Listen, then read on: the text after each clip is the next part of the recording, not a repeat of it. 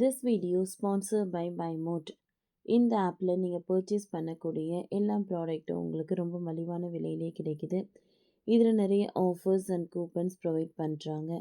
So இதோட link உங்களுக்கு டிஸ்கிரிப்ஷனில் கொடுக்குறேன். தேவைப்படுறவங்க யூஸ் பண்ணி பாருங்கள். பிரான்சின் பாரிஸ் நகரத்தில் நடக்கும் ஏர் ஷோவில் இஸ்ரேல் நிறுவனங்களுக்கு தடை. இது எப்படி இருக்கு? பிரான்ஸ் நாட்டு தலைநகர் பாரிஸில் இன்று முதல் வரும் 22ஆம் தேதி வரை ஏர் ஷோ நடைபெறுகிறது. இந்நிலையில் இதில் இஸ்ரேல் நாட்டை சேர்ந்த ஆயுத நிறுவனங்களின் தயாரிப்புகள் காட்சிப்படுத்த தடை செய்யப்பட்டிருக்கிறது.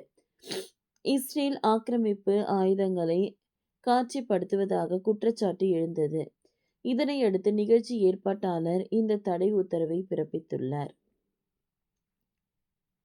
இஸ்ரேல் ஏர்போர்ஸ்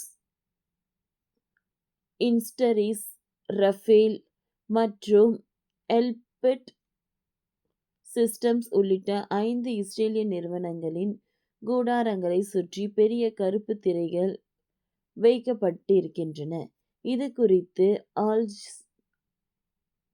ஜிசீரா செய்தியாளர் நடேஷா பட்லர் கூறுகையில், காட்சிக்கு வைக்கப்பட்டிருந்த ஆயுதங்களை கண்காட்சியின் விதிமுறையின் கீழ் வரவில்லை என்று தீர்மானித்த பின்னர் நிகழ்ச்சி ஏற்பாட்டாளர்கள் இந்த முடிவை எடுத்தனர். அதிநவீன ட்ரோன் போன்ற பயங்கர ஆயுதங்களை இஸ்ரேல் காசாவில் பயன்படுத்தியது. இந்த ஆயுதங்களை இந்நிறுவனங்களில் சிலர் தயாரித்திருக்கின்றன. எனவேதான் அனுமதி மறுக்கப்பட்டிருக்கின்றது என்று கூறியுள்ளார். ரஃபேல் நிறுவனத்தின் அதிகாரி ஒருவர் இது குறித்து கூறுகையில், என்னுடைய அரங்கு மூடப்பட்டு இருக்கிறது.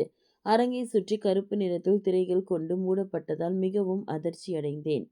இது தொடர்பாக நிகழ்ச்சி ஏற்பாட்டாளர் எந்தவித முன்னறிவிப்பையும் கொடுக்கவில்லை. அவர் மீது வெளிப்படையாகவே கோபமாக இருக்கிறேன் என தெரிவிக்கின்றார். இஸ்ரேலிய பாதுகாப்பு அமைச்சகம் இந்த நடவடிக்கையை கண்டித்திருக்கிறது. இது குறித்து விடுத்துள்ள அறிக்கையில், எங்கள் நிறுவனங்களுக்கு எதிரான பிரிவினை இது.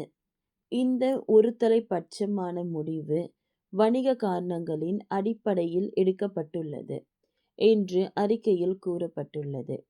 நிகழ்ச்சி ஏற்பாட்டாளரின் இந்த நடவடிக்கையால் இஸ்ரேலிய ஆயுத நிறுவனங்களுக்கிடையே அதிருப்தி ஏற்பட்டுள்ளது என்று கூறப்பட்டுள்ளது.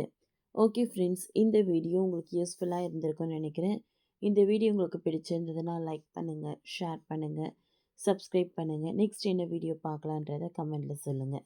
தேங்க்யூ.